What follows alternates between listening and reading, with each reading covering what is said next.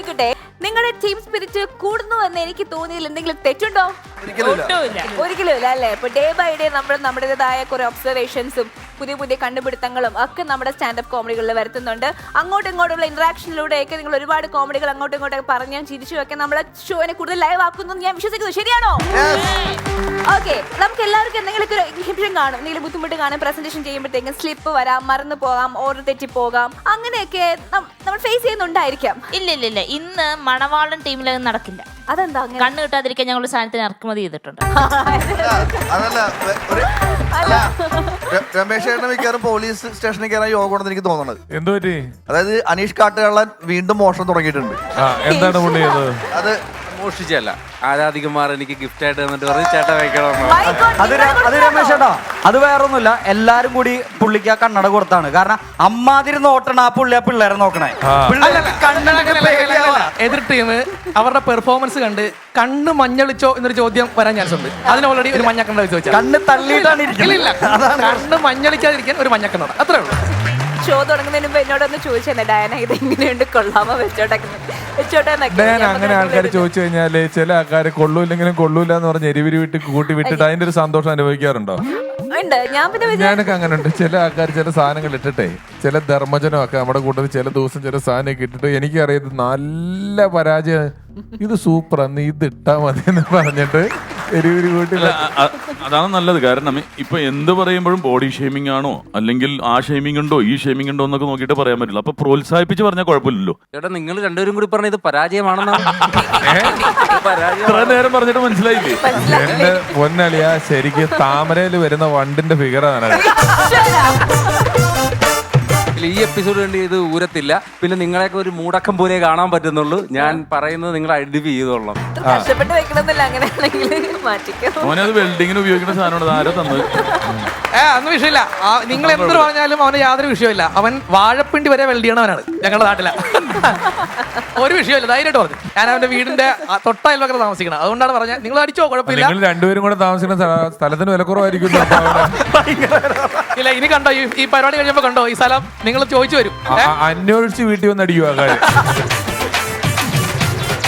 Okay, ഇന്ന് നിങ്ങൾ നന്നായിട്ട് പെർഫോം ചെയ്യുന്നു, അങ്ങോട്ടും ഇങ്ങോട്ടും ഒട്ടും വിട്ടുകൊടുക്കില്ല എന്നൊക്കെ എനിക്കറിയാം. എന്നാലും ഞാൻ കുറച്ച് സീരിയസ് ആയിട്ട് ചോദിച്ചു എന്ന് വെച്ചതാണ്. എന്തെങ്കിലും അങ്ങനെ ബുദ്ധിമുട്ടുകൾ നിങ്ങൾക്ക് ആദ്യം ഉണ്ടായിരുന്നു? ഇവിടെ വന്നതിന് ശേഷം പ്രാക്ടീസിലൂടെയും ഗ്രൂമിങ്ങിലൂടെയൊക്കെ ഇമ്പ്രൂവ് ചെയ്ത കാര്യങ്ങളുണ്ട്. നമുക്ക് അതിനെ കുറിച്ച് ചെറിയൊരു ടോക്ക് ആവാം. ലാൽബി, അങ്ങനെ എന്തെങ്കിലും? ഇവിടെ വന്നതിന് ശേഷം സത്യം പറഞ്ഞാൽ നമ്മൾ ഈ ടീമായിട്ട് വർക്ക് ചെയ്തില്ലേ, അപ്പോഴാണ് സി എന്ന് പറഞ്ഞു നീ തുടക്കത്തിൽ. ഇംഗ്ലീഷ് മീഡിയം ലാൽബി പ്രാക്ടീസ് പ്ലീസ്. ഗ്രൂമിംഗ് സെക്ഷനൊക്കെ അടിപൊളിയായിരുന്നു. പിന്നെ അത് മാത്രമല്ല, നമ്മൾ ഈ ടീമായിട്ട് വർക്ക് ചെയ്യുമല്ലോ, അപ്പൊ നമ്മള് ചില തമാശകള് പോരെങ്കിൽ അവർക്ക് കൊടുക്കുക, അവര് തിരിച്ചു മേടിക്കുക. അനീഷാണ് കണ്ടന്റ് ഇല്ലാണ്ട് ഓഡിഷനിൽ ഔട്ടായി പോയവരുടെ കണ്ടന്റും കൊണ്ട് അവിടെ വന്നിരിക്കണേ. അമ്മാതിരി ദാരിദ്ര്യായിരുന്നു പുള്ളിക്ക്. നമ്മളിങ്ങനെ അങ്ങോട്ടും ഇങ്ങോട്ടും കൊടുക്കൽ വാങ്ങല് നമുക്ക് ഭയങ്കര ഹെൽപ്ഫുൾ ആയിരുന്നു. നിന്റെ കാര്യത്തിൽ വാങ്ങല് മാത്രമേ ഉള്ളൂ. പിന്നെ നമ്മുടെ പ്രൊമോ ഷൂട്ട് ഉണ്ടല്ലോ, പ്രൊമോ വീഡിയോയുടെ ഷൂട്ട്. ആ സമയത്ത് ഫുട്ബോൾ കളി മത്സരം ഉണ്ടായിരുന്നു. അപ്പൊ മാത്യൂസ് ചേട്ടൻ ഒന്നും വിട്ടുകൊടുക്കാത്ത ആളാണ്. എത്ര വെറുതെ ഞങ്ങൾ കളിക്കും പുള്ളി. അപ്പൊ ഞാൻ നോക്കുമ്പോൾ ഫുട്ബോൾ കളിയിൽ മാത്യൂസ് ചേട്ടൻ കളിക്കണം. ഞാൻ നോക്കുമ്പോൾ മാത്യൂസ് എതിർ ടീം സ്വയം ഗോൾ പോസ്റ്റിലേക്ക് ഗോൾ അടിക്കണം. ഞാൻ ചോദിച്ചു മാത്യൂസ് ചേട്ടൻ നമ്മൾ ഒരു ടീമാന്ന് പറഞ്ഞപ്പോഴാണ് ഞാൻ ഈ ഫുട്ബോൾ കണ്ടിട്ടുമില്ല കളിച്ചിട്ടുമില്ല, എനിക്ക് ദേഷ്യമാണ് കാണുന്നത്. ഞാൻ അറിഞ്ഞത് നമ്മുടെ പ്രൊമോ ഷൂട്ട് കഴിഞ്ഞതിന് ശേഷം എല്ലാരും കുറച്ച് ടയേർഡ് ആയിരുന്നു, കുറച്ചധികം ടയേർഡ് ആയിരുന്നു എന്ന് കേട്ടു. അതല്ല, പ്രൊമോ വീഡിയോ ഷൂട്ട് ചെയ്തപ്പോ ഫുട്ബോൾ ബേസ് ആണ്, എല്ലാവരും ആഞ്ഞ് കളിയാണ്. പക്ഷെ എന്തുണ്ടായ എല്ലാവരുടെ കാല് മാത്രം കിട്ടിയുള്ളൂ, സ്നേഹേഷിന്റെ മുഖം മാത്രം. പ്രൊമോ ഷൂട്ടിന്റെ ഇടയ്ക്ക് പഞ്ചഗുസ്തി ഉണ്ടായിരുന്നല്ലോ. അപ്പൊ ഈ പഞ്ചഗുസ്തി ഞാൻ സ്നേഹേഷുമായിട്ടാണ് അതിന്റെ ഇത് ചെയ്തത്. അപ്പൊ ഈ പഞ്ചഗുസ്തി മത്സരത്തിൽ പങ്കെടുത്തപ്പോഴാണ് എന്റെ മുഖത്തും ഭാവങ്ങൾ വരും എന്നുള്ളൊരു സത്യം എനിക്ക് മനസ്സിലായി. ഒരു സത്യം പറ, ഈ പഞ്ചഗുസ്തി മത്സരം വന്നത് ഭാവം തന്നെയാണ്, അല്ലെങ്കിൽ അയാൾ വൃത്തികേടായി അവിടെ ഭാവം മാത്രം വന്നുള്ളൂ. ഇപ്പം എനിക്ക് ഏത് തരത്തിലുള്ള അല്ലെങ്കിൽ ജോണറുള്ള ഫിലിമാണ് ചെയ്യാൻ ഇഷ്ടമെന്ന് ചോദിച്ചു കഴിഞ്ഞാൽ എൻ്റെ ഒരു വലിയ ആഗ്രഹമാണ് ഒരു പീരിയഡ് മൂവിയിൽ അഭിനയിക്കുക എന്നുള്ളത്. ഫോർ എക്സാമ്പിൾ ടിനിയേട്ടൻ്റെ ലേറ്റസ്റ്റ് ഫിലിം 19-ാം നൂറ്റാണ്ട്, അതിലൊരു ഗംഭീരമായ കഥാപാത്രമാണ് ചെയ്തിരിക്കുന്നത്. ആയോധന കലകളൊക്കെ അഭ്യസിച്ചുള്ള ഒരു യോദ്ധാവായിട്ടൊക്കെയാണ് വേഷം ഇട്ടത്. അപ്പോൾ ഈ പറഞ്ഞതുപോലെ അതിന് വലിയ എഫേർട്ട് വേണം. അപ്പൊ അതിന് വേണ്ടിയുള്ള സ്പെഷ്യൽ ട്രെയിനിങ് ഒക്കെ എടുത്ത് ചെയ്തു എന്നാണ് ഞാൻ അറിഞ്ഞത്. അപ്പൊ ആ ഒരു അനുഭവങ്ങളൊക്കെ ഒന്ന് ഷെയർ ചെയ്താൽ എനിക്കും പല കാര്യങ്ങളും പഠിക്കാം. അല്ല, അതില് ഒരു ഫൈറ്റ് സീൻ ഉണ്ട്, ലാസ്റ്റ് 8 മിനിറ്റാണ്. സുപ്രീം സുന്ദറാണ് അത്. ഇപ്പൊ നാഷണൽ അവാർഡ് കിട്ടിയ ആള്. ഒരു വെള്ളത്തിലാണ് ഷൂട്ട് ചെയ്യണത്. അപ്പൊ വിനയൻ സാർ എൻ്റെ അടുത്ത് പറഞ്ഞു അത് ചെയ്യാൻ പറ്റുമെന്ന് ചോദിച്ചു. ഞാൻ പറഞ്ഞു ചെയ്യാന്ന് പറഞ്ഞു. നമുക്ക് പറ്റാത്തതായിട്ടൊന്നുമില്ല, നമ്മൾ ശ്രമിക്കണം, പക്ഷെ ചിലപ്പോൾ നടക്കില്ല, എന്നാലും ശ്രമിക്കാന്ന് പറഞ്ഞു. ആകെ 3 മിനിറ്റ് ആ ഫൈറ്റ് ഉള്ളൂ കേട്ടോ, 8 മിനിറ്റ് ഉള്ളൂ. അതില് വളരെ കുറച്ച് എനിക്കുള്ളൂ. പക്ഷെ അതിനു വേണ്ടി ട്രെയിൻ ഇപ്പൊ ഇതിനു വേണ്ടിയാണ് ഈ ചെയ്തതെന്ന് ഞാൻ അങ്ങനെ കുറ്റബോധമില്ല. കാരണം എൻ്റെ ജീവിതത്തിന് അത് ഗുണം ചെയ്തു, മനസ്സിലായില്ലേ? ഇപ്പൊ പല കാര്യങ്ങളിലും അത് എനിക്കൊരു ഫ്ലെക്സിബിലിറ്റി കിട്ടാനും അത് ഇപ്പൊ ഞാൻ ഈ 2 ഫൈറ്റിന് ഇതിന് വേണ്ടിയിട്ടാണെന്നുള്ള ചിന്തയൊന്നും എനിക്കുണ്ടായില്ല. കാരണം എനിക്കൊരു ട്രാൻസ്ഫോർമേഷൻ കിട്ടി ശാരീരികമായിട്ടൊക്കെ. വലിയൊരു സാറ്റിസ്ഫാക്ഷനും ഒക്കെ തോന്നിയിട്ടുണ്ടാവും അല്ലേ ദിനേട്ടാ? ഞാൻ ഇപ്പൊ ഇത്രയും ശരിക്കും പറഞ്ഞ കുറെ നാളുകള് ഇതിൽ വർക്ക് ചെയ്ത്. അപ്പൊ ഞാൻ എന്റെ പ്രൊഡ്യൂസർ ഗോവലൻ ചേട്ടനാണ്. അപ്പൊ ഞാൻ പറഞ്ഞ് ഇത്രയും നാൾ വർക്ക് ചെയ്ത് കാശൊക്കെ കൂടുതൽ കിട്ടാൻ വേണ്ടിയാണ്. ടിനി വേണമെങ്കിൽ വന്നൊരു ചിട്ടിയിൽ ചേർന്നോളെ. അന്ന് ഫസ്റ്റ് ഞാൻ ചേർന്നെങ്കിൽ ഇപ്പൊ എനിക്ക് കിട്ടിയാനെ. ഞാൻ അത്ഭുതദ്വീപ് എന്ന് പറഞ്ഞ സിനിമ കാണുമ്പം അത്ഭുതദ്വീപ് സിനിമയുടെ അവസാനം കുറെ രാക്ഷസന്മാര് വരുന്നുണ്ടല്ലോ, വലിയ രാക്ഷസന്മാര്. ആ രാക്ഷസന്മാർക്ക് മുഴുവൻ ശബ്ദം കൊടുത്തേക്കുന്നത് ഈ ടിനി ചേട്ടനാ. ഓ ഓ എന്ന് പറഞ്ഞ് തിയേറ്ററിൽ ഇരുന്നിട്ട് ഞാൻ നോക്കിയപ്പോഴേ പല്ലേലൊക്കെ ചോരയായിട്ട് എല്ലാരും ഓടിച്ചിട്ട് പിടിച്ച് ഒരു രാക്ഷസന് നല്ല പരിചയം, പക്ഷെ മുഖം വേറെ ആളാണ്. ഈ രാക്ഷസനെ എനിക്ക് മനസ്സിലായല്ലോ. ബാക്കി അജയൻ ചേട്ടനെ പക്രുചേട്ടനെ അവരൊക്കെ എനിക്ക് എല്ലാരും അറിയാം. ഈ രാക്ഷസനെ എനിക്ക് മുഖപരിചയമില്ല, നല്ല പിന്നെ ശ്രദ്ധിച്ചു നോക്കുമ്പോ ടിനി ചേട്ടനാ. ഓ ഓ അത് ഈ ഫക്രു തന്നെ ചെയ്യിപ്പിച്ച പരിപാടിയാണ്. എടാ നിനക്ക് സിനിമ ചാൻസ് വേണോ എന്ന് പറഞ്ഞിട്ട് വിളിച്ചോണ്ട് പോയിട്ട് ഉള്ള ഈ 8 അടി പൊക്കമുള്ള കാലത്ത് മുതൽ തൊണ്ടവും ഒരു ഡബിങ് ആർട്ടിസ്റ്റ് പോയി ചെയ്യൂല. എന്നിട്ട് ഇത് കൂടാണ്ട് ഈ ആൾക്കാരെല്ലാം നമ്മൾ കൊണ്ടുപോയി ചെയ്യണം. കേരളത്തിൽ ഒരറ്റം മുതൽ ഈ അറ്റം വരെ കൊണ്ടുവരാൻ പറഞ്ഞ് ഈ ചെറിയ ആൾക്കാരെ എല്ലാവരും കൂടി കയറ്റിയിട്ട്. അപ്പൊ എൻ്റെ അടുത്ത് പറഞ്ഞ ആലുവ റെയിൽവേ സ്റ്റേഷനിൽ കുറച്ച് പേര് വരുമെന്ന് പറഞ്ഞു. അപ്പൊ ഞാൻ അവിടെ ചെന്നപ്പോ കുറെ ആൾക്കാർ, ചെറിയ ആൾക്കാർ ഇങ്ങനെ വരാണ്. എന്റെ വണ്ടിയിലാണ് കയറ്റി കൊണ്ടുപോകേണ്ടത്. അപ്പൊ അവിടുത്തെ ഓട്ടോറിക്ഷക്കാർ ഇങ്ങനെ നോക്കിക്കാണ്. ഞാൻ കുറച്ച് ലേറ്റ് ആയി വന്നപ്പോ. അപ്പൊ ഓട്ടോക്കാർ പറഞ്ഞു താൻ ഇവരുടെ ആളാണല്ലോ, ഇവരൊക്കെ എടുത്ത് വളർത്തിക്കൊണ്ട് ഇങ്ങനെ സിനിമയിൽ. അതായത് പക്ഷെ അതുകൊണ്ട് എനിക്ക് ഗുണമുണ്ടായിട്ടാ. അന്ന് ഞാൻ പറഞ്ഞില്ലേ, നമ്മൾ ചെയ്യുന്നത് ജോലി ചിലപ്പോൾ നമ്മൾ ഫേസ് വരില്ലായിരിക്കും, ഇത് വരില്ലായിരിക്കും. അതിലൂടെ എനിക്ക് കണക്ഷൻ കിട്ടി. വിനയൻ സാറിന്റെ ഒരുപാട് പടങ്ങളിൽ എനിക്ക് ചെയ്യാൻ പറ്റി. എത്ര ചിത്രങ്ങളിൽ ഇതിനോട് അഭിനയിച്ചിട്ടുണ്ട്?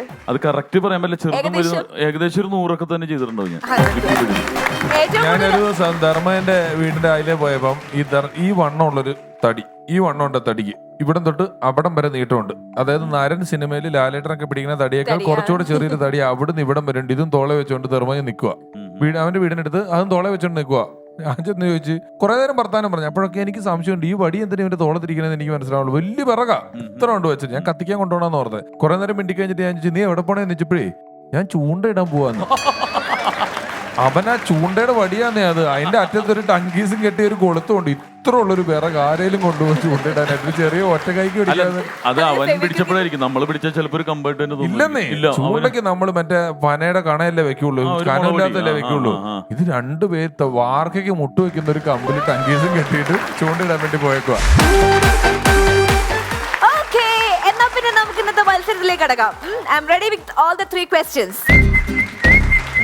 ആദ്യത്തെ ചോദ്യം ആസ് യൂഷ്വൽ ടിനി ചേട്ടനെ ബേസ് ചെയ്തുള്ള ചോദ്യങ്ങളാണ്. ശ്രദ്ധിച്ച് കേൾക്കാം, നന്നായി ഉത്തരം പറയാം. ഫസ്റ്റ് ആരാ വരുന്ന നോക്കാം. ഫസ്റ്റ് ക്വസ്റ്റ്യൻ, ടിനി ചേട്ടൻ അഭിനയിച്ച ചിത്രങ്ങളിൽ ഏറ്റവും ജനകീയമായ, ഏറ്റവും സൂപ്പർ ഹിറ്റായ ഒരു സിനിമയുടെ പോസ്റ്റർ അവ്യക്തമായി വീഡിയോ വാളിൽ കാണിക്കും. നമ്മൾ ആ സിനിമയുടെ പേര് പറയുക. Clear? Over to the video wall.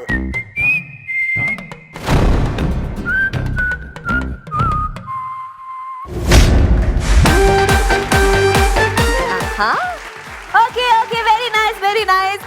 Team പോഞ്ഞിക്കരയാണ് ബസർ പ്രസ് ചെയ്തിരിക്കുന്നത്. അപ്പോ ശ്രുതി പറയൂ, ഏത് ആൻസർ? വെള്ളിമൂങ്ങ. വെള്ളിമൂങ്ങ. നമുക്ക് നോക്കാം ഉത്തരം ശരിയാണോ?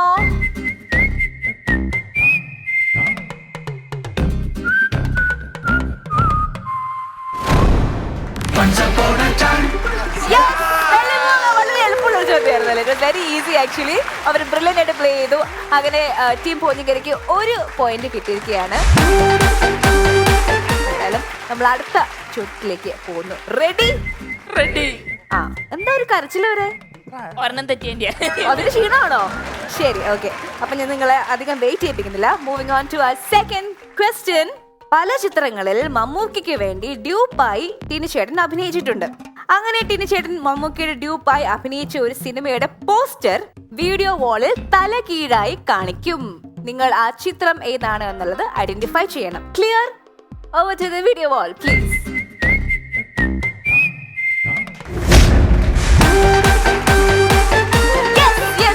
Very good very good very good. നിങ്ങൾ പറഞ്ഞ പോലെ തന്നെ. ഓക്കെ, രണ്ടാമത്തെ പെട്ടെന്ന് കണ്ടുപിടിച്ചിരിക്കുന്നു. Very good. ഓക്കെ, ഇനി നോക്കാം ഉത്തരം എന്താന്ന് കേൾക്കാം. അണ്ണൻ തമ്പി. അണ്ണൻ തമ്പി ഉത്തരം.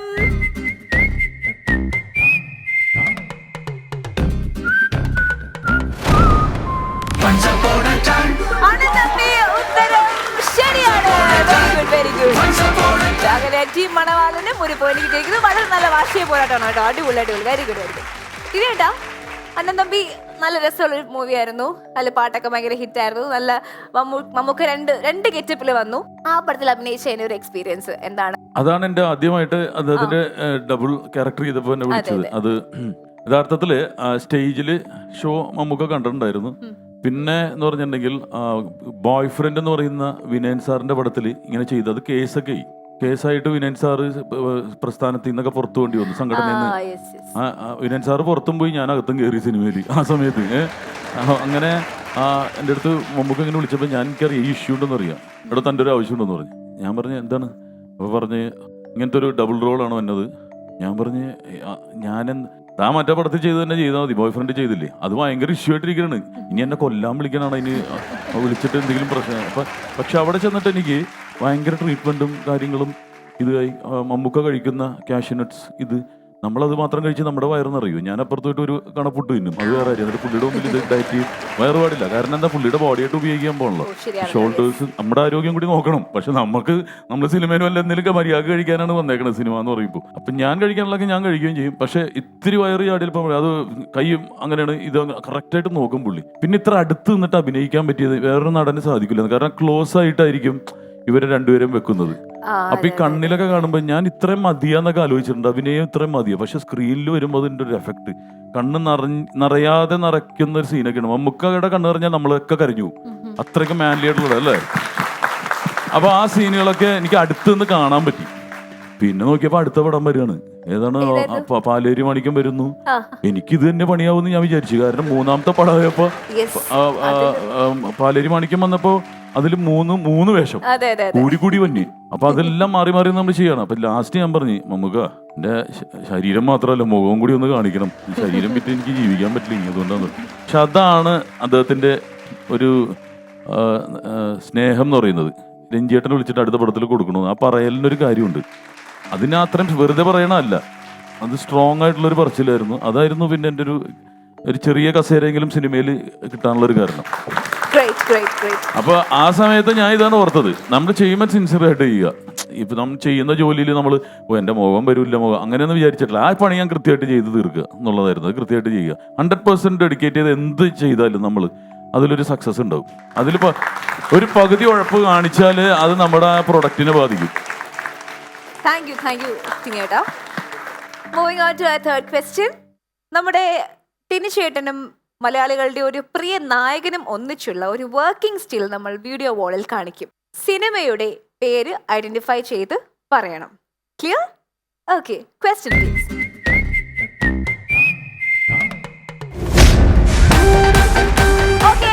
ഓക്കെ, ആദ്യം ബസർ പ്രസ് ചെയ്തിരിക്കുന്നത് ടീം മണവാളനാണ്. ഉത്തരം അറിയില്ലേ? റെഡി അല്ലേ? You ready with answer? Jomy പറയൂ. ഹീറോ എന്നാണ് ഉത്തരം പറഞ്ഞിരിക്കുന്നത്. നമുക്ക് നോക്കാം.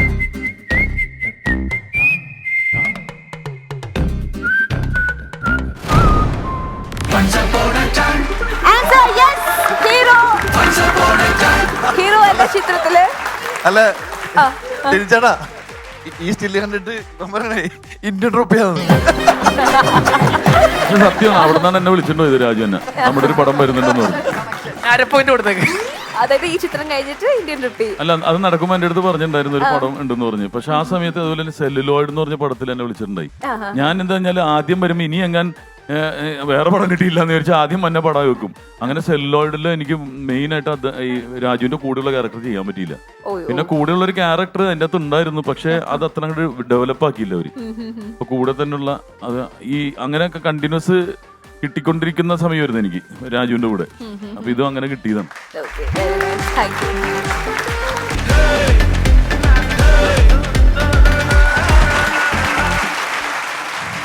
രമേശ് ചേട്ടാ നമസ്കാരം. ടിനി ചേട്ടാ നമസ്കാരം. എൻ്റെ പ്രായത്തിലുള്ള തൊഴിൽ രഹിതരായ ഒട്ടുമിക്ക ആൾക്കാരും അഭിമുഖീകരിക്കുന്ന ഒരു പ്രശ്നമാണ് അവഗണന. വീട്ടിലൊരു 4 പേര് ഒന്നിച്ചു കൂടിയാൽ അവഗണിക്കാനല്ലാതെ ഞങ്ങളെ വേറെ ഒന്നും പരിഗണിക്കാറില്ല. വീട്ടിൽ പണിക്ക് പോകുന്ന അച്ഛനും ചേട്ടനും കൊടുക്കുന്ന ചോറിൻ്റെയും കറിയുടെയും തൂക്കവും എനിക്ക് തരുന്നതുമായിട്ട് വലിയ രീതിയിൽ വ്യത്യാസം ഉണ്ടെന്നുള്ള കാര്യം എനിക്ക് മനസ്സിലായി. ക്രമേണ അത് റൂമിൻ്റെ കാര്യത്തിലും അങ്ങനെ തന്നെയായി. അതുകൊണ്ട് വീട്ടിൽ നിന്ന് വീട്ടിലെ പട്ടിക്കൂട്ടിലേക്ക് എന്നെ പറിച്ചു നട്ടു.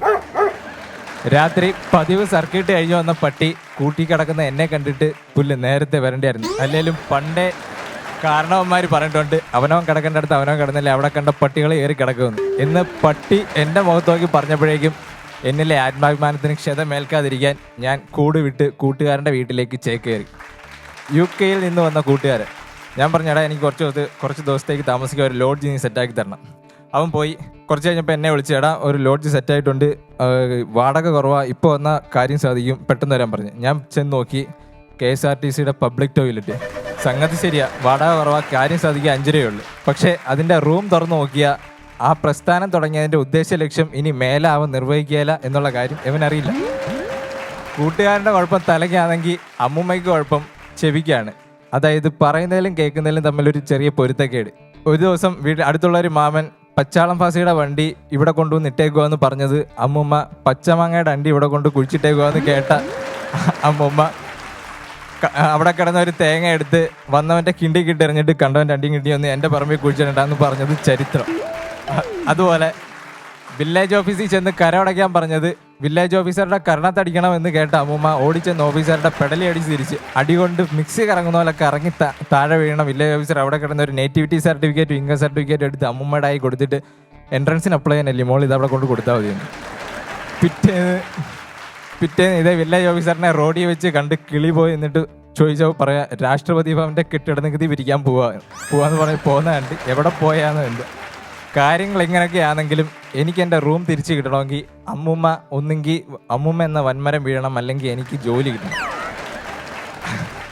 അമ്മുമ്മ എന്ന വൻമരം വീഴുമ്പോൾ മുറിക്കാൻ വെച്ചിരുന്ന 3 മാവ് ഓരോ ഘട്ടങ്ങളിലും വീണിട്ടും അമ്മുമ്മ ഇപ്പോഴും ഈഫൽ ടവർ പോലെ ഒരിക്കലേ വനിതയായിട്ട് അങ്ങനെ നിൽക്കുകയാണ്. സംഗതി എനിക്ക് തന്നെ വേറെ രക്ഷയില്ല, എനിക്ക് ജോലി വാങ്ങിക്കണം. സർക്കാർ ജോലി എന്ന മോഹവുമായി ഞാൻ ചെന്ന് കയറിയത് ഒരു പഴയ PSC കോച്ചിങ് സെൻറ്ററിൻ്റെ മടയിൽ. സംഗതി ആഴ്ചയിൽ 6 ദിവസം രാവിലെ തൊട്ട് വൈകുന്നേരം വരെ ക്ലാസ്സോട് ക്ലാസ്, പഠിത്തത്തോട് പഠിത്തം. ഷക്കീലിനെ സണ്ണി ലിയോണിനെ ഒക്കെ സ്വപ്നം കണ്ട് മനോഹരമായി കിടന്നുറങ്ങിയിരുന്ന എൻ്റെ സ്വപ്നത്തിലേക്ക് ഇപ്പോൾ ഓടി വരുന്നത് ബാലഗംഗാധരതിലകനും KK അളപ്പനും ഒക്കെയാണ്. ഒന്ന് ഉറങ്ങാനൊന്ന് കണ്ണടച്ചു കഴിഞ്ഞാൽ ഗാന്ധിജി ഉപ്പ് സത്യാഗ്രഹത്തിന് മുന്നേ കൂടെ ഓടിപ്പോകുന്നതൊക്കെ സ്വപ്നം കാണുന്നു. ഇതിൽ നിന്നൊക്കെ എന്ത് സുഖമാണ് എനിക്ക് കിട്ടുന്നതെന്ന് വെച്ചാൽ എനിക്കിതൊരു മനസ്സിലായിട്ടില്ല. സ്വപ്നത്തിനോ ഒന്നും കിട്ടുന്നില്ല. പക്ഷേ സുലഭമായ രീതിയിൽ നേരിട്ട് എന്തെങ്കിലും നടത്താം എന്ന് വിചാരിച്ചാണ് PSC എക്സാമിന് ഞാൻ ബസ്സിൽ പോകാമെന്ന് തിരഞ്ഞെടുത്തത്. അങ്ങനെ വർമ്മ സാർ പറഞ്ഞ പോലെ ബസ്സിലെ തെളിൽ ഒരു തട്ട് ഒരു മുട്ട് അത് മതി. അങ്ങനെ ഞാൻ അതേ പ്രതീക്ഷയിൽ ബസ്സിൽ കയറി 3 പേരുടെ സീറ്റിൽ അങ്ങേയറ്റത്ത് ഒരു അമേരിക്കൻ ബ്രാൻഡഡ് ഹോം തിയേറ്ററും ഇങ്ങേയറ്റത്ത് ഒരു പഴയ റഷ്യൻ റേഡിയോ ഇരിക്കുന്നുണ്ട്. ഞാൻ ഓടിച്ചെന്ന് അതിൻ്റെ നടുക്കിരിക്കാമെന്ന് വിചാരിച്ചപ്പോൾ റഷ്യൻ റേഡിയോ ഏരിയയിൽ വലിച്ച് അവളുടെ അടുത്തേക്ക് അങ്ങ് നീങ്ങി. നീ അറ്റമെങ്കിൽ ഈ അറ്റം എന്ന് പറഞ്ഞ് ഞാൻ ഇവിടെ ഇരുന്നു. ഈ പാവം യുക്രൈൻ അമേരിക്കയായിട്ടൊരു നയതന്ത്ര ബന്ധം പുതുക്കാമെന്ന് വിചാരിച്ചപ്പോൾ നടുക്കിരിക്കുന്ന റഷ്യ സമ്മതിക്കുന്നില്ല. ബസ് ഓടിച്ച ഡ്രൈവർ വണ്ടി കോട്ടയം വഴിയാണ് വിട്ടതെങ്കിൽ അടുത്തിരുന്ന റഷ്യൻ അമ്മൂമ്മ ഇടയ്ക്ക് ശ്രീഹള്ളിയിലേക്കുള്ള വഴി സ്വന്തം വണ്ടി അങ്ങ് വിട്ട്. പക്ഷേ വണ്ടി വിട്ട വാസന വായുവിലങ്ങ് വ്യാപിച്ചപ്പോഴാണ് വണ്ടിയുടെ റൂട്ട് മനസ്സിലായത്. റഷ്യയുടെ ഒറ്റ നടപടിയിൽ ആഗോള ശക്തിയായി അമേരിക്ക അറബിക്കടലിൽ ചാടി ആത്മഹത്യ ചെയ്തു. പക്ഷേ എനിക്കിത് വിഷയമല്ലായിരുന്നു. കാരണം ക്ലാസ്സിൽ ഞാൻ ഇരിക്കുമ്പം ഇതേപോലുള്ള പല ആക്രമണങ്ങൾക്കും ചുറ്റിൽ നിന്നും ഞാൻ സാക്ഷിയായിട്ടുണ്ട്. വേറൊന്നുമല്ല, കാര്യം ഞങ്ങൾ പഠിക്കുന്നത് ലോകമഹായുദ്ധങ്ങളെക്കുറിച്ചും അമേരിക്ക ഇട്ട ബോംബിനെക്കുറിച്ചും ഒക്കെ ആകുമ്പോൾ സ്വാഭാവികമായിട്ടും അതേ യുദ്ധാന്തരീക്ഷത്തിലിരുന്ന് പഠിക്കണമെന്ന് നിർബന്ധമുള്ള ആരോ ആണ് ഈ പിന്നിൽ നിന്നുള്ള പ്രവൃത്തിക്ക് പിന്നിൽ എന്നുള്ള കാര്യം എനിക്ക് മനസ്സിലായി. പക്ഷേ ഒന്നും മറ്റൊന്നിന് വളമാവുന്നു എന്ന് പറയുന്ന പോലെ ഇത്തരം സന്ദർഭങ്ങളിൽ ശ്വാസം അടക്കി പിടിച്ച് നിരന്തരം ചെയ്തത് പ്രകാരം എനിക്ക് അഗ്നിപത്തിൽ വെള്ളത്തിനടിയിൽ ശ്വാസം പിടിച്ച് കുറേ നേരം ഇരുന്നതുകൊണ്ട് അഗ്നിപത്തിൽ വഴി എനിക്ക് നേവിയിൽ സെലക്ഷൻ കിട്ടി. Thank you.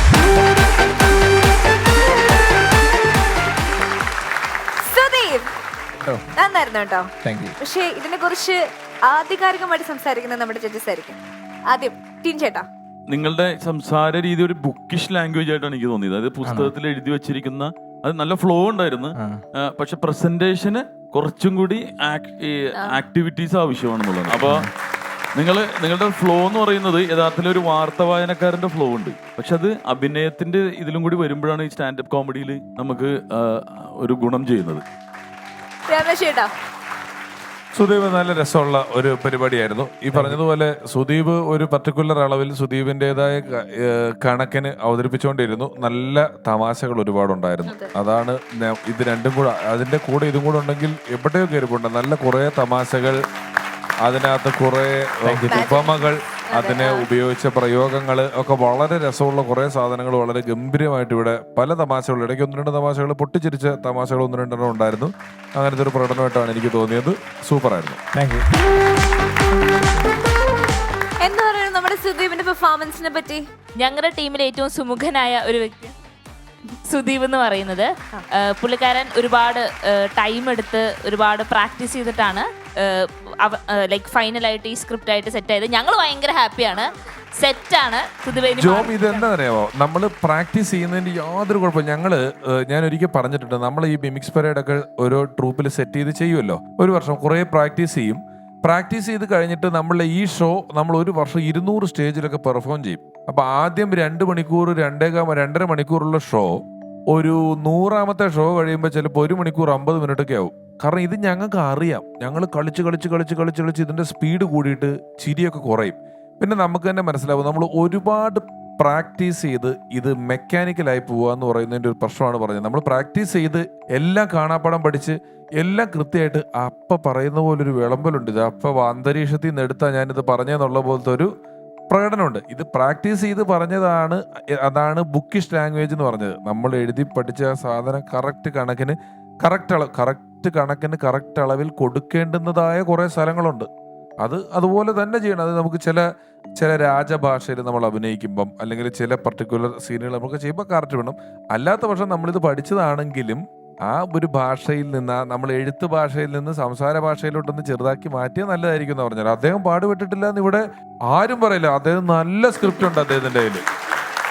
നമ്മൾ പ്രസന്റ് ചെയ്തതിനെ പറ്റി മാത്രമാണ് പറഞ്ഞത്. അതിലൊരു നല്ല കണ്ടന്റ്, നല്ല സ്ക്രിപ്റ്റ് പേപ്പറിലോട്ട് അങ്ങ് എഴുതിയത് അങ്ങ് പഠിച്ചേക്കുക. എഴുതുമ്പോൾ നമ്മൾ അറിയാതെ ഒരു എഴുത്ത് ഭാഷ വരും. അത് പറയുമ്പോൾ അങ്ങനെയല്ല. ഹേ എന്നൊക്കെ പറയില്ലേ, ഹേ മനുഷ്യ, അതൊക്കെ എഴുത്ത് ഭാഷയാണ്. നമ്മൾ സാധാരണ സംസാരിക്കുമ്പോ പറയില്ല. അതായത് നമ്മൾ എഴുതുമ്പം അവൻ വന്ന് ചോദിച്ചു, നീ എവിടെ പോകുന്നു എന്ന് നമ്മൾ എഴുതുന്ന മാത്രമേ ഉള്ളൂ. ചോദിക്കും നീ എവിടെ പോവാ, ഇത്രേ ഉള്ളൂ നമ്മൾ വർത്താനം പറയുന്നതിനകത്ത്. ഈ വ്യത്യാസം മാത്രമേ പറഞ്ഞുള്ളൂ. സുദീപ് എന്തായാലും അടുത്ത പ്രാവശ്യം സെറ്റ് ആക്കിട്ടെ ഫ്ലോറിൽ കയറത്തുള്ളൂ. അല്ല, സുദീപ് നന്നായിട്ട് അവതരിപ്പിച്ചു. പക്ഷെ അതിൽ ചില മാറ്റങ്ങൾ അല്ലെ കൊണ്ടുവരണം. ഇങ്ങനെയല്ലേ മാറ്റം ഉണ്ടാകുന്നില്ല. ഇതല്ലേ വർത്താനം. ഇപ്പൊ നമ്മളെല്ലാവരും ഇപ്പൊ എങ്ങനെയാണ് ഒരു നമ്മൾ ചില സിനിമയിൽ അഭിനയിക്കുമ്പോൾ എന്റെ ഡയറക്ടർ ചില കാര്യങ്ങൾ പറഞ്ഞു തരും. നമ്മൾ തിരിച്ച് ചില അവാർഡ് നൈറ്റുകളിൽ വലിയ എക്സ്പീരിയൻസ്ഡ് ആയിട്ടുള്ള ആക്ടർമാരെ കൊണ്ട് അവർ സ്കിറ്റ് കളിക്കുമ്പോൾ നമ്മൾ ചിലപ്പോൾ ചില കാര്യങ്ങൾ അങ്ങോട്ട് പറയും. ഇത് എപ്പോഴും നമ്മളൊരു കൂട്ടായ ഡിസ്കഷനിലൂടെ പറയുമ്പോഴാണ് ഓരോ കാര്യങ്ങൾ നന്നായിട്ട് വരുന്നത്. നിങ്ങളൊരു വീട് വരയ്ക്കാൻ ഒരു എഞ്ചിനീയർക്ക് കൊടുത്താൽ നിങ്ങൾ കുറേ ആശയങ്ങൾ അങ്ങോട്ട് പറയും, എഞ്ചിനീയർ കുറേ ഇങ്ങോട്ട് പറയും. എന്നിട്ട് നിങ്ങൾ രണ്ടുപേരും കൂടി ഇത് പറഞ്ഞ് അവസാനമാണ് ഉണ്ടാക്കുന്നത്. അത് കഴിയുമ്പോൾ മേശ്ശേരി വന്ന് കുറച്ച് അഭിപ്രായം പറയും, മേശ്ശേരിയുടെ അഭിപ്രായം കേൾക്കും, ഗൃഹപ്രവേശത്തിന് വരുന്ന ഒരു 10 അഭിപ്രായം പറയും. ഇങ്ങനെ ഇതിൽ എവിടെയൊക്കെയോ ഒരു നല്ലയിടത്ത് കൊണ്ടുവന്ന് നമുക്ക് ലാൻഡ് ചെയ്യാനേ പറ്റുള്ളൂ. ഇതൊരു മത്സരമായതുകൊണ്ട് നമ്മളിത് പറയുന്നു. അല്ലാത്ത പക്ഷം കുഴപ്പങ്ങളൊന്നുമില്ല, കേട്ടിരിക്കുമെന്ന് തമാശ തന്നെയാണ്. ഈ ലോക്ക്ഡൌൺ സമയത്ത് നമുക്ക് പ്രത്യേകിച്ച് പരിപാടിയൊന്നും ഇല്ലല്ലോ. അപ്പൊ നമ്മള് ചെയ്തിരുന്നൊരു നാടകം നമ്മൾ റേഡിയോ നാടകമാക്കി ചെയ്യാൻ തീരുമാനിച്ചു. നമ്മൾ കുറച്ച് പേരൊക്കെ ആക്ട് ചെയ്തിട്ട് അതിലൊരു സ്ത്രീയുടെ ശബ്ദം ചെയ്യാൻ വേണ്ടിയിട്ട് നമ്മളൊരു പ്രൊഫഷണൽ നാടകത്തിൽ ഒരു ചേച്ചീനെ വിളിച്ചു. അപ്പൊ ഇത് നമ്മൾ ആ ചേച്ചി അയച്ചെന്ന് കേട്ട് കഴിഞ്ഞപ്പോൾ നമുക്ക് ഇത് ഭയങ്കര ഓവറായിട്ട് തോന്നി. പക്ഷെ ഇത് നമ്മളിത് റേഡിയോ നാടകത്തിന്റെ രൂപത്തിലേക്ക് ആക്കിയപ്പോൾ ആ ചേച്ചി പറഞ്ഞാണ് കറക്റ്റ് മീറ്റർ. നമ്മളൊക്കെ പറഞ്ഞതിന്റെ താഴത്താണ്. അപ്പൊ അതൊരു ഭയങ്കര വലിയ പഠനമായിരുന്നു. പുള്ളിക്കാരത്തിന് കഴിഞ്ഞ 5 കൊല്ലമായിട്ട് റേഡിയോ നാടകത്തിൽ സംസ്ഥാന അവാർഡ് വാങ്ങിക്കുന്ന ഒരാളാണ്. പറഞ്ഞുകൊണ്ട് ഞാൻ ഓർമ്മിപ്പിച്ചതാണ്.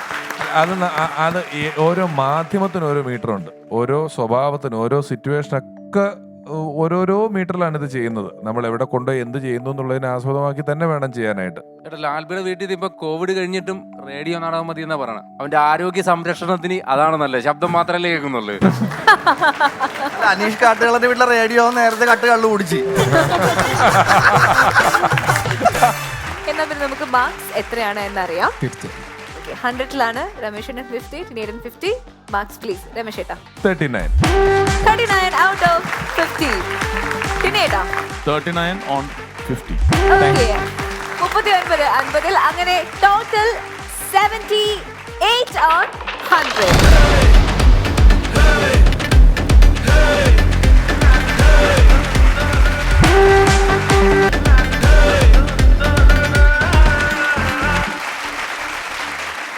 എല്ലാവർക്കും എൻ്റെ നമസ്കാരം. പല പല ചാനലിൽ പോയിട്ട് പല പല സ്റ്റാൻഡപ്പ് ചെയ്ത് കയ്യിലെ കണ്ടന്റ് എല്ലാം തീർന്നുപോയി.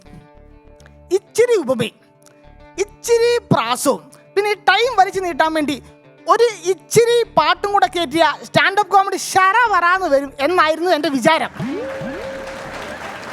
ആനാ இப்போ எங்களுக்கு அந்த மாதிரி எந்த ரூல்ஸ் அண்ட் ரெகுலேஷன்ஸும் கிடையாது. உங்களுக்கு இருந்தால் மீறப்படும். Hello hi, I am Nelson Thomas from Kottayam since 1988. ഈ സ്റ്റാൻഡപ്പ് കോമഡിയന്മാരുടെ അവസ്ഥയെ ഭയങ്കര കഷ്ടമാണ് കേട്ടോ. ഇപ്പൊ പാട്ട് പാടുന്ന ഒരാൾക്ക് അവൻ പാടിയ പാട്ട് ഏത് സ്റ്റേജിൽ കയറി പഠിച്ചാലും ഒരു കുഴപ്പമില്ല. ഡാൻസ് കളിക്കുന്നവന്മാരും അവൻ കളിച്ച ഡാൻസും സ്റ്റെപ്പും എത്ര സ്റ്റേജിൽ കളിച്ചാലും നാട്ടുകാർ പറയും അതവൻ്റെ മാസ്റ്റർ പീസ് അല്ലേ, പിള്ളേർ കളിച്ചോ. എന്നാൽ ഈ ഇരിക്കുന്ന ഏതേലും ഒരു പാവപ്പെട്ട സ്റ്റാൻഡപ്പ് കോമഡിയൻ അവൻ പറഞ്ഞ കോമഡിയോ കണ്ടന്റോ അടുത്ത സ്റ്റേജിൽ കളി കളിച്ച കമന്റ് ബോക്സ് തുറക്കാം, പിന്നെ അവന് കൈവങ്ങൂല. Water bill, electricity bill, bank loan, വർക്കിന്റെ പ്രഷർ, ഭാര്യയുടെ പ്രഷർ, അപ്പൻ്റെ അമ്മയുടെ പ്രഷർ, ഷുഗർ, കൊളസ്ട്രോള്, ഇതിന്റെ എല്ലാം ഇടയിൽ മനുഷ്യന് മനസ്സമാധാനമായിട്ട് കക്കൂസി പോകാൻ ടൈം കിട്ടാറില്ല. പിന്നെയല്ലേ കണ്ടന്റ് ഉണ്ടാക്കാൻ. അല്ലേലും ചെന്നൈയിൽ ഒരു 2 bedroom ഫ്ലാറ്റിൽ ഇരുന്ന് അപ്പൻ്റെ അമ്മയുടെ പിള്ളേരുടെ ഇടയിലിരുന്ന് വേണമെങ്കിൽ കഥയില്ല ഇത് ജീവിതം പരിപാടിക്ക് ഒരു സ്ക്രിപ്റ്റ് ഉണ്ടാക്കാം. പക്ഷേ സ്റ്റാൻഡപ്പ് കോമഡിക്ക് കിറ്റ് ഉണ്ടാക്കാൻ നമ്മളെ കൊണ്ട് പറ്റത്തില്ല കേട്ടോ. അങ്ങനെ കണ്ടന്റ് തേടി അലഞ്ഞിട്ടുണ്ട് ഒരുപാട്. അലഞ്ഞു തിരിഞ്ഞ് അടുക്കള കയറിച്ചത് അമ്മയോട് ചോദിച്ചു, അമ്മേ ഇപ്പോഴത്തെ ട്രെൻഡ് എന്ന് പറയുന്നത് പ്രോപ്പർട്ടി വെച്ച് സ്റ്റാൻഡപ്പ് ചെയ്തതാ, എന്താ അഭിപ്രായം? ആഹാ, ആകെയുള്ളൊരു പ്രോപ്പർട്ടി 4 സെന്റ് സ്ഥലവും വീടും കോപ്പറേറ്റീവ് ബാങ്കി പണയത്തിലായിട്ട് കൊല്ലം 4 ആയി. അപ്പോഴാണ് ഈ പ്രോപ്പർട്ടി വെച്ച് സ്റ്റാൻഡപ്പ് കൂടെ. അല്ലെങ്കിൽ ഞാൻ എന്ത് കണ്ടന്റിന് വേണ്ടിയും എഴുതി കഴിഞ്ഞ് ആദ്യം അമ്മനെ കാണിക്കുന്നത്. കാരണം ഒരു സാധനത്തിന്റെ കുറ്റം കണ്ടുപിടിക്കാൻ ഇതിലും ബെസ്റ്റ് ഒരാൾ വേറെ ഇല്ല. അമ്മയ്ക്ക് ഞാൻ ഈ പരിപാടിക്ക് പോകുന്ന ഒട്ടും ഇഷ്ടമില്ല, പക്ഷെ പെമ്പർത്തോതിക്ക് ഭയങ്കര ഇഷ്ടം. അവള് പറഞ്ഞത് ഇൻസ്റ്റാഗ്രാമിൽ റീൽസ് ഇട്ട് 14 ഫോളോവേഴ്സിനെ വെറുപ്പിക്കുന്നതിലും എന്തുകൊണ്ടും നല്ലതാണ് TV പരിപാടി ചെയ്ത് നാട്ടുകാരെ മുഴുവൻ വെറുപ്പിക്കുന്നത്. അമ്മ ഈ പെമ്പർത്തോത്തി പറയുന്നത് ഞാൻ പരിപാടിക്ക് പോകുന്ന കാരണം അമ്മ പറയുന്നത് നീയാണ് ഏറ്റവും വലിയ ഒരു പെൺകോന്തരം. എന്താ ഞാൻ മാത്രമല്ല കേട്ടോ, പെമ്പർനോത്തി വേർക്കുമ്പോൾ തലയ്ക്ക് മുകളിൽ ഹെലികോപ്റ്റർ ഏർപ്പാടാക്കി കൊടുത്ത റോക്കി ബായും ഇപ്പൊ അമ്മയുടെ പെൺകോന്തന്മാരുടെ ലിസ്റ്റിലിട്ട്. അമ്മയ്ക്ക് ഈ പരിപാടിക്ക് ഇപ്പൊ ഞാൻ പോകുമ്പോൾ ഭയങ്കര കളിപ്പാ, കട്ട കളിപ്പാ. ഈ കലിപ്പ് ഇങ്ങനെ കൂട്ടിയിട്ട് ഇപ്പൊ പുതിയൊരു ഐറ്റം വിപണിയിൽ അമ്മ ഇറക്കിയിട്ടുണ്ട്. ഞാൻ പരിപാടിക്ക് പോകാൻ സ്ക്രിപ്റ്റ് എല്ലാം എഴുതിക്കൊണ്ടിരിക്കാൻ തന്നെ തുറിച്ചിങ്ങനെ കുറേ നേരം നോക്കി നിൽക്കും. കുറേ നേരം തുറിച്ച് നോക്കിയാൽ സ്വാഭാവികമായിട്ടും മനുഷ്യന്മാരുടെ കണ്ണിൽ വെള്ളം നിറയും. അടുത്ത സ്റ്റെപ്പ് എന്ന് പറയുന്നത് തലയെല്ലാം കുലുക്കിക്കൊണ്ട് 2-3 സെന്റിമെന്റൽ ഡയലോഗ് അടിക്കും. സ്വാഭാവികമായിട്ടും ഈ കെട്ടി നിൽക്കുന്ന വെള്ളം ചലനം സംഭവിക്കുമ്പോൾ ഗുരുത്വാകർഷണം മൂലം താഴേക്ക് പതിക്കും. ഉടനെ സെന്റിമെന്റൽ ഡയലോഗ് വരും. പെറ്റ അമ്മയുടെ കണ്ണീര് കണ്ടിട്ട് നിനക്ക് അടക്കമായില്ലേ? മാതാശ്രീക്ക് അറിയില്ലല്ലോ, മാതാശ്രീയെ കണ്ടിട്ടാണ് ഞാനൊരു സ്റ്റാൻഡപ്പ് കൊമേഡിയൻ ആയത് എന്നുള്ള സത്യം. കാരണം ഞങ്ങളുടെ അമ്മ എന്ത് സാര്യം പറഞ്ഞാലും ഭയങ്കര തിരിച്ചു കളിച്ച് സന്തോഷിച്ചാൽ പറയത്തുള്ളൂ. ഫോർ എക്സാമ്പിൾ, അമ്മ ഒരു മരണം അറിയിക്കാൻ ഒരു സ്ഥലത്ത് പോയി എന്നിരിക്കട്ടെ, ആ അതിന്റെ ഓഡിയോ മ്യൂട്ട് ചെയ്ത് വീഡിയോ മാത്രം പ്ലേ ചെയ്ത് കഴിഞ്ഞാൽ മകന്റെ കല്യാണം ക്ഷണിക്കുവാണെന്ന് തോന്നുന്നു. അത്രയ്ക്ക് സന്തോഷം മുഖത്ത്. കഴിഞ്ഞ ദിവസം ഞാൻ പണിയും കഴിഞ്ഞ് വീട്ടിൽ കയറി വന്നപ്പോഴേ അമ്മ അവിടെ ഇരിപ്പുണ്ട്. എടോവേ നിന്റെ കുഞ്ഞപ്പനെ നമ്മുടെ കൊല്ലത്തുള്ള ജോയി പാപ്പൻ പുള്ളി ഇന്നലെ പ്ലാവേ കയറി ചക്കയിടാൻ പോയിട്ട് ഉരുണ്ട് പിടിച്ച് താഴെ വീണും പേടിക്കുള്ള ആശുപത്രി കിടപ്പുണ്ട്, നമുക്കൊന്ന് പോയി കണ്ടാലോ? ഒരു മനുഷ്യൻ വീണ് കയ്യും കാലും ഒടിഞ്ഞ് കിടക്കുന്നതിന് ഇത്ര സന്തോഷം എന്താണെന്ന് എനിക്ക് സത്യം പറഞ്ഞാൽ മനസ്സിലായിട്ടില്ല. ഇത് അമ്മ സന്തോഷിച്ച് പറയുന്നതല്ല കേട്ടോ, ഇത് അമ്മയുടെ ടോൺ തന്നെ ഇങ്ങനെയാ. കൊച്ചിലെ എനിക്ക് സ്റ്റാൻഡപ്പ് കോമഡിയൻ ആകണമെന്ന് വലിയ ആഗ്രഹങ്ങളൊന്നും ഇല്ലായിരുന്നു. ഒരു 1.5 കിലോ ഇൻഹിബിഷൻസ് ഉള്ള ഒരു പാവം പയ്യനായിരുന്നു ഞാൻ. എനിക്ക് മിണ്ടാൻ മടിയായിട്ട് ബസ്സേ കയറിയിട്ട് ടിക്കറ്റിന്റെ ബാക്കി കാശ് പോലും കണ്ടക്ടറോട് ചോദിക്കാൻ ഞാൻ പല പ്രാവശ്യം ഇറങ്ങിപ്പോന്നിട്ടുണ്ട്. ഈ കമ്മീഷണർ പണം കാണുമ്പോൾ പോലീസ് ആകാൻ തോന്നുക, ഈ കിങ് കാണുമ്പോൾ കളക്ടർ ആകാൻ തോന്നുക, ആനേനെ കണ്ട ആനപ്പാപ്പനാകാൻ തോന്നുക. അങ്ങനത്തെ ഒരു സാധാരണ മിഡിൽ ക്ലാസ് പയ്യനായിരുന്നു ഞാൻ. അതെല്ലാം കഴിഞ്ഞിട്ട് ഞാൻ ഈ MBA പഠിക്കാൻ വേണ്ടി ഒരു B സ്കൂളിൽ ചെന്നപ്പോഴാണ് എന്നെ കൊണ്ട് എന്തെങ്കിലുമൊക്കെ പറയാനും നാട്ടുകാരെ കൊണ്ട് പറയിക്കാനും നാട്ടുകാരെ ചിരിപ്പിക്കാനും എന്നെ കൊണ്ട് പറ്റും എന്നെനിക്ക് മനസ്സിലായത്. ഞാൻ അവിടെ പഠിച്ചുകൊണ്ടിരുന്ന സമയത്ത് ഞങ്ങളെ ഒരു ടീച്ചറുണ്ട്, ലാലാ മിസ് എന്നാ പേര്. ടീച്ചർ ഭയങ്കര സ്ട്രിക്റ്റാ, ഭയങ്കര പ്രൊസീജിയറിന്റെ ആളാണ്. രാവിലെ ഉച്ചയ്ക്കും വൈകിട്ടും പ്രഷറിന് ഗുളിക കഴിക്കുമ്പോൾ ടീച്ചറിന് നമ്മൾ എവിടെ വെച്ച് കണ്ടാലും good morning, good afternoon, good evening ഒക്കെ കറക്റ്റ് ആയിട്ട് പറഞ്ഞോണം. അവിടെ തന്നെ വേറൊരു മിസ് ഉണ്ട്, നാൻസി മിസ്, HR പഠിപ്പിക്കുന്നത്. മിസ്സിന്റെ പ്രശ്നം എന്താണെന്ന് വെച്ച് കഴിഞ്ഞാൽ മിസ് ഈ സ്ത്രീ ശാക്തീകരണത്തിന്റെ ഒക്കെ ഒരു ഹൈ എൻഡ് വേർഷനാണ്. മിസ്സിന് ഈ ഫോർമാലിറ്റീസ് ഒന്നും ഇഷ്ടമല്ല. നമ്മൾ മിസ്സിനെ കണ്ടുകഴിഞ്ഞാൽ വിഷ് ചെയ്യരുത് മിസ് എന്നോട് പ്രത്യേകം പറഞ്ഞിട്ടുണ്ട്. നിങ്ങൾ വരിക, പഠിക്കാൻ പോവുക, എന്നെ വഴി വെച്ച് കണ്ടാലൊന്നും മിണ്ടുക ചെയ്യരുത്. അന്നൊരു ദിവസം സ്റ്റാഫ് റൂമിന്റെ കോറിഡോറിലൂടെ പഴയ ക്ലാസ്സിലേക്ക് പോകുന്ന എൻ്റെ മുന്നിൽ പെട്ടെന്ന് നാൻസി മിസ് വന്നങ്ങ് നിന്നു. ഞാൻ അങ്ങ് കൺഫ്യൂഷൻ ആയിപ്പോയി. ഇതാണോ ഈ മിസ് എന്നതാ പറഞ്ഞേക്കുന്നത്? എടാ പൊട്ട, ഇത് ലാലാ മിസ്സാണ്, നീ വിഷ് ചെയ്യണമെന്ന് എൻ്റെ തലച്ചോറിലെ സെറിബെല്ലം അവിടെ ഇരുന്ന് പറയുന്നുണ്ടായിരുന്നു. പക്ഷേ എൻ്റെ പൊന്നു നെൽസ, നീ വിഷ് ചെയ്യരുത് എന്ന് എൻ്റെ സെറിബെല്ലോ കോസ്, വേറൊരു സാധനം ഉണ്ടല്ലോ, അതിന് പേര് സെറിബെല്ലോ അല്ലേ, സെറിബ്രം ഇപ്പുറത്തെ സൈഡിൽ നിന്ന് പറയുന്നുണ്ടായിരുന്നു, നീ അത് വിഷ് ചെയ്യരുത്, അത് നാൻസി മിസ്സാണ്. ആകെ ഒരു കൺഫ്യൂഷൻ, എനിക്കൊന്നും മനസ്സിലായില്ല. പെട്ടെന്ന് മിസ് അടുത്ത് വന്നതും ഞാൻ പെട്ടെന്ന് ഗുഡ് ഓഫ് എന്തോ പറഞ്ഞ് ഞാൻ ഓടി ക്ലാസ്സിലേക്ക് വന്നു. 10 മിനിറ്റ് കഴിഞ്ഞപ്പോൾ പ്രിൻസിപ്പൾ വിളിപ്പിച്ചു. നാൻസി മിസ്സിനെ കോറിഡോറിൽ വെച്ച് എന്തോ കുൽസിത ചേഷ്ട കാണിച്ച് അപമാനിച്ചു. ഏകദേശം 1 മണിക്കൂർ, പിള്ളേരെ കേൾക്കണം കേട്ടോ, 1 മണിക്കൂറത്തെ ചോദ്യം ചെയ്യലിനിടയിൽ ഈ സംഘടന പ്രിൻസിപ്പളിന് മനസ്സിലായി പയ്യൻ തെറ്റും ചെയ്യില്ല, എന്തോ ധൃതിയിൽ ബാലന് എന്തോ ഒരു കയ്യബദ്ധം പറ്റിയതാ. ഓട്ടെ മോനു ഗോപു, തെറ്റ് ചെയ്യാത്തവരെ ആരുമില്ലല്ലോ എന്ന് പറഞ്ഞ് എന്നെ തിരിച്ചു വിടാൻ നേരം പ്രിൻസിപ്പൾ എന്റെ തോളിൽ തട്ടി പറഞ്ഞു, മോനെ നീ ബി സ്കൂളിൽ പഠിക്കേണ്ടവനല്ല, നീ വല്ല ഡ്രാമ സ്കൂളിലും ചേരേണ്ടവനെ, എന്തിനാടാ ഇങ്ങോട്ട് വന്നത്? ഇങ്ങനെ പലരും അനാവശ്യമായി പ്രോത്സാഹിപ്പിച്ചാണ് ഞാൻ ഇനി സ്റ്റേജിൽ വന്ന് നിൽക്കുന്നത്. തുടർന്നു ഇത്ര അനാവശ്യ പ്രോത്സാഹനങ്ങൾ ഉണ്ടാകണമെന്ന് അഭ്യർത്ഥിച്ചുകൊണ്ട് ഞാൻ നിർത്തുന്നു എന്ന് കണ്ടന്റ് ഒന്നുമില്ലാത്ത ഒരു പാവം സ്റ്റാൻഡപ്പ് കൊമേഡിയൻ നെൽസൺ തോമസ് ഒപ്പ്.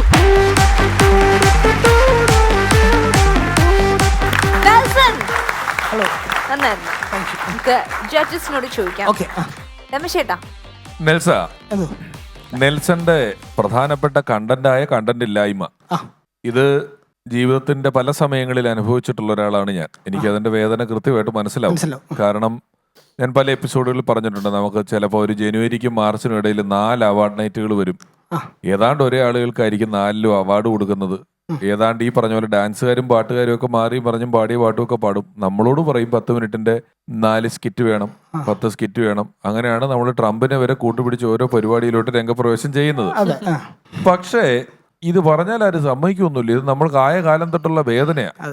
ദാസേട്ടൻ എപ്പോഴും ഇടയകന്യകയെ ആദ്യം പാടൂ എന്ന് പറയുന്ന പോലെ, അല്ലെങ്കിൽ ഇന്നും ചിത്രചേച്ചി പോയ മഞ്ഞൾ പ്രസാദവും പാടണമെന്ന് പറയുന്നത് പോലെ, പാട്ടുകാരോടെല്ലാം മാസ്റ്റർ പീസ് പാടാൻ പറയുന്നത് പോലെ, ഒരു കോമഡിക്കാരനും ഒരു മാസ്റ്റർ പീസും ഇല്ല. കഴിഞ്ഞത് പറഞ്ഞാൽ തീർന്നു, അവന്റെ ഇടപാട് തീർന്നു. അപ്പൊ നെൽസനെ സംബന്ധിച്ചൊരു വലിയ ഭാഗ്യമുള്ളത്, നെൽസണ് ഒരുപാടൊന്നും സ്ക്രിപ്റ്റ് ഇല്ലെങ്കിലും ചില സാധനങ്ങൾ പറഞ്ഞാൽ ആൾക്കാരെ ചിരിപ്പിക്കാൻ പറ്റുന്ന ഒരു ശൈലിയുണ്ട്. വെറുതെ ഇപ്പൊ നെൽസനോട് ഉച്ചയ്ക്ക് എന്താ കഴിച്ചതെന്ന് ചോദിച്ചാൽ ചോറുണ്ടു മീൻ കറിയായിരുന്നു എന്ന് പറഞ്ഞാൽ നമുക്ക് അതിനകത്തൊരു നർമ്മമുണ്ടല്ലോ എന്ന് തോന്നും. അങ്ങനത്തെ ഒരു ഇതുള്ളത് കൊണ്ട് നെൽസൺ കടുകുമണി വ്യത്യാസത്തിന് രക്ഷപ്പെട്ടു പോയി. ഇത്തവണ ശരിക്കും കണ്ടന്റ് കാര്യമായിട്ടില്ലായിരുന്നു എന്നുള്ളൊരു സത്യമുണ്ട്.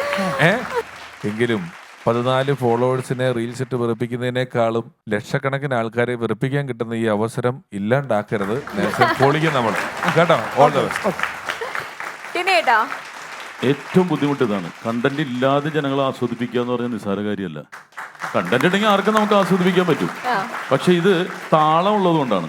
താളം ജന്മനാ കിട്ടിയിട്ടുള്ള ഒരു ആളാണ്, അത് ബ്ലെസ്ഡ് ആണ് യഥാർത്ഥത്തിൽ. ചില വലിയ ആക്ടേഴ്സിന് പോലും താളമില്ല. അത് ഈ പറയുന്നതിനൊരു താളമുണ്ട്. അത് ജോണി ആന്റണി ചേട്ടൻ്റെ അടുത്ത് എന്ത് സംസാരിച്ചാലും, വെറുതെ ഇപ്പം സംസാരിച്ചാലും ഭയങ്കര എന്റർടൈൻമെന്റ് ആയിട്ട് തോന്നും. ആ വീട്ടിൽ ചെന്നിട്ട് കപായ എല്ലാം കൂടി അങ്ങോട്ട് ചേർത്ത് അങ്ങ് മുഴിക്കാം ഇങ്ങനെയൊക്കെ പറഞ്ഞിട്ട് പുള്ളി തന്നെ ചിരിയൊക്കെ ഇടും അതിൻ്റെ അത്. പക്ഷെ നമുക്ക് ഭയങ്കര എന്റർടൈൻമെന്റ് ആയിട്ട് തോന്നും. അതുപോലെ ഒന്ന് കോട്ടയത്തിൻ്റെയും ചങ്ങനാശ്ശേരിയുടെയൊക്കെ ഒരു സ്പെഷ്യാലിറ്റി ആയിരിക്കും, പറയുന്നതിന് ഒരു രസമുണ്ട്. അത് നെൽസനുണ്ട്. കണ്ടന്റ് ഇല്ലാതെ നമ്മൾ ആസ്വദിപ്പിച്ചു തരുന്നതിൽ ഇരുത്തണമെങ്കിൽ എന്തോ ഒരു രസം കിടപ്പുണ്ട്.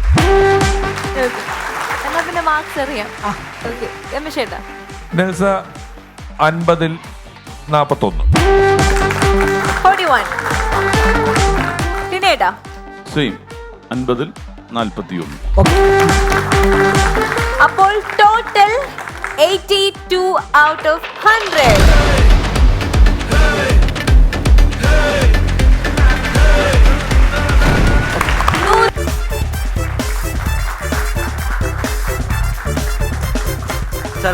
എന്തോ ഞാനൊരു ഒരു ഒരു കാര്യം നടപ്പാക്കാൻ വേണ്ടി വന്നേക്കണ ഇപ്പൊ. നടപ്പാക്കൂ. അത് സീരിയസ് ആയുള്ള ഒരു മാറ്റർ ആണ്. അല്ല, നിങ്ങൾ ഇവിടെ വന്നിട്ട് എന്തെങ്കിലും നടപ്പാക്കാതെ ഇതുവരെ പോയിട്ടില്ലല്ലോ. ഇല്ല, എന്നാലും എനിക്ക് അതിനിടയിൽ നിങ്ങൾ സീരിയസ് ആയ മാറ്റർ ആണെന്ന് പറഞ്ഞാൽ മാത്രമേ കൺഫ്യൂഷൻ ഉള്ളൂ. ഇത്തിരി സീരിയസ് പിടിച്ചൊരു മാറ്റർ ആണ്. ഞാൻ അതുകൊണ്ടാണ് ഏറെ വിഷമത്തോടെ ആണിത്. എനിക്ക് ഇപ്പൊ ഈ ഇരിക്കുന്ന നമ്മുടെ പിള്ളേരെ കൊണ്ട് സ്റ്റാൻഡപ്പ് ചെയ്യണ ഈ പിള്ളേരെ കൊണ്ട് ചെറിയൊരു പ്രതിജ്ഞ എടുപ്പിക്കണം എനിക്ക് ഈ സമയം. ഈ കുട്ടികളെ കൊണ്ടോ? അതല്ല, അത് നല്ലൊരു കാര്യത്തിന് വേണ്ടി പ്രതിജ്ഞയാണെങ്കിൽ പിള്ളേർ എടുക്കും. അത് അല്ല, നിങ്ങൾ റെഡിയല്ലേ പ്രതിജ്ഞ എടുക്കാനായിട്ട്? എല്ലാവരും എഴുന്നേറ്റ് നിങ്ങൾ എല്ലാവരും കൈ നീട്ടി പിടിക്കും. ഫൺസ് അപ്പോൺ എ ടൈമിൽ സ്റ്റാൻഡപ്പ് കോമഡി ചെയ്യുന്ന ഞങ്ങൾ ആരും തന്നെ ഇനി മേലിൽ മദ്യപിക്കില്ല എന്ന് പ്രതിജ്ഞ ചെയ്യുന്നു. എന്തിന് ഇവിടെ സ്റ്റാൻഡപ്പ് കോമഡി ചെയ്യാൻ വന്ന ഞങ്ങള് കള്ളു കുടിക്കൂല എന്ന് എന്തിനാ പ്രതിജ്ഞ ചെയ്യണ? എന്തിനാ ചേട്ടൻ എന്താ ഇടപെടാത്ത? അല്ല, എനിക്ക് അറിയില്ലായിരുന്നു പുള്ളി എന്താ ചോദിക്കാൻ വരുന്നത്. അതെന്താ കേശവ മാമ, നമ്മുടെ ഇത്രയും ഇതായിട്ടുള്ള കണ്ടസ്റ്റൻസിനെ കൊണ്ട് കള്ളു കുടിക്കൂല എന്നൊക്കെ പറഞ്ഞ് പുള്ളിക്ക് ഇപ്പൊ ദേഷ്യം വന്നിട്ടില്ലേ? അപ്പൊ നീ കള്ളു കുടിക്കൂലടാ? ഞാൻ കള്ളു കുടിക്കൂല. കള്ളു കുടിക്കാതെ ഞാൻ എന്തിനു കള്ളു കുടിക്കൂല എന്ന് പ്രതിജ്ഞ ചെയ്യണം? എടാ, നിന്റെ നാക്ക് കൊടയാനണ്ടപ്പോ എനിക്ക് മനസ്സിലായി കേട്ടാ, നീ കുടിക്കൂല എന്നുള്ളത്. അവൻ ചോദിച്ചതിന് അതൊരു കാര്യമില്ല കേട്ടോ. ഇതിപ്പോ നമ്മളിവിടെ സമയം കളഞ്ഞിട്ട് ഇങ്ങനത്തെ പ്രതിജ്ഞയൊക്കെ ചെയ്യേണ്ട സ്ഥലമാണോ ഇത്? സംഭവം എന്താണെന്നറിയോ? എന്റെ ഒരു കൂട്ടുകാരനുണ്ട് പുഷ്പൻ. പുഷ്പന്റെ മോൻ രഘു ഇതുപോലെ തന്നെ സ്റ്റാൻഡപ്പ് കോമഡി ചെയ്തിരുന്നവനാണ്. അവനിപ്പോ വെള്ളം അടിച്ചിട്ട് അവന്റെ ലിവർ മൊത്തം പോയിട്ട് ഹോസ്പിറ്റലാണ് ഇപ്പൊ. ഭയങ്കര സീരിയസ് ആയി കിടക്കണേ. ഞാൻ അതുകൊണ്ടാണ് ഇവിടെ വന്നിട്ട് ഈ പിള്ളേരൊക്കെ നന്നാക്കാൻ നോക്കണത്. അവന് സംഭവിച്ചെന്താ നിങ്ങൾക്കറിയണോ? മോക്കറിയണോ? ഇനി ഇവര് 3 പേരും പറഞ്ഞ സ്ഥിതിക്ക് അയ്യോ, ലാഗടിപ്പിക്കല്ലേ, ഞാൻ പാടിക്കോട്ടെ. പുഷ്പൻ ചേട്ടന്റെ മോന രാവിലെ 2 ചെറുതേലും വേണം. ഇതു പതിവായി തുടരുന്ന ശീലം മാറ്റിടാൻ വീട്ടുകാരേറെ നോക്കി. ആശുപത്രി കൊണ്ടാക്കി ധ്യാനത്തിൽ പോയി നോക്കി. അവരെല്ലാം കുടിയന്മാരാക്കി മാറ്റി. രഘുവിന്റെ ലിവറും മാറ്റി. ഹേ, രഘു പുഷ്പൻ ചേട്ടന്റെ മോന രാവിലെ 2 ചെറുതേലും വേണം. ഇതു പതിവായി തുടരുന്ന ശീലം മാറ്റിടാൻ വീട്ടുകാരേറെ നോക്കി. ആശുപത്രി കൊണ്ടാക്കി ധ്യാനത്തിൽ പോയി നോക്കി. അവരെല്ലാം കുടിയന്മാരാക്കി മാറ്റി. രഘുവിന്റെ ലിവറും മാറ്റി. ഹേ